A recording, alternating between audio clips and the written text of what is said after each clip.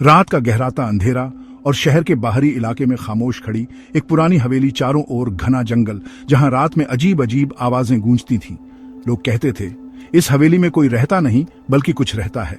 रवि, एक युवा पत्रकार, इस हवेली के रहस्य को उजागर करने की ठान चुका था। वह एक स्थानीय अखबार के लिए काम करता था और उसने सुना था कि इस हवेली के पास जाने वाले कई लोग गायब हो चुके थे। उस रात रवि अपने कैमरे और टॉर्च के साथ हवेली के अंदर दाखिल हुआ। हवेली का दरवाजा धक्का देने पर खुद ब खुद खुल गया, जैसे किसी ने उसे अंदर बुलाया हो। अंदर घुप अंधेरा था। टॉर्च की रोशनी में उसने देखा, फर्श पर धूल की मोटी परत जमी थी, लेकिन उस पर किसी के पैरों के निशान थे, ताजे निशान। रवि का दिल जोर जोर से धड़कने लगा। वह धीरे धीरे आगे बढ़ा। हवेली की दीवारों पर जाले लटक रहे थे और हवा में एक अजीब सी सड़ांध थी। अचानक ऊपर की मंजिल से किसी के कदमों की आवाज आई, टप टप टप। रवि ने धीरे से ऊपर जाने वाली सीढ़ियों की ओर टॉर्च घुमाई, लेकिन वहां कुछ नहीं था। उसने गहरी सांस ली और हिम्मत जुटाकर ऊपर चढ़ने लगा।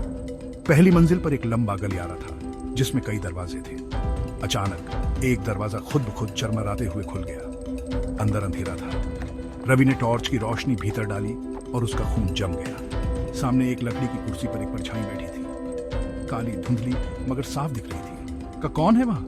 रवि ने कांपती आवाज में पूछा। कोई जवाब नहीं आया, लेकिन वह परछाई धीरे धीरे उठने लगी। उसके उठते ही कमरे में ठंडी लहर दौड़ गई। टॉर्च की रोशनी अचानक झपकने लगी और अगले ही पल दरवाजा जोर से बंद हो गया। रवि ने दरवाजा खोलने की कोशिश की, लेकिन वह टस से मस नहीं हुआ। तभी उसे अपने ठीक पीछे किसी की सांसों की गर्माहट महसूस हुई। किसी ने धीरे से उसके कंधे पर हाथ रखा। रवि की चीख हवेली की दीवारों में गूंज उठी और फिर सब कुछ शांत हो गया। अगली सुबह हवेली के पास से गुजरने वाले कुछ लोगों ने रवि का कैमरा पाया, जो टूटा हुआ जमीन पर था, लेकिन रवि का कोई नामो निशान नहीं था। आज भी जब कोई उस हवेली के पास से गुजरता है तो कभी कभी वहां से किसी की धीमी चीख सुनाई देती है, जैसे कोई मदद के लिए पुकार रहा हो।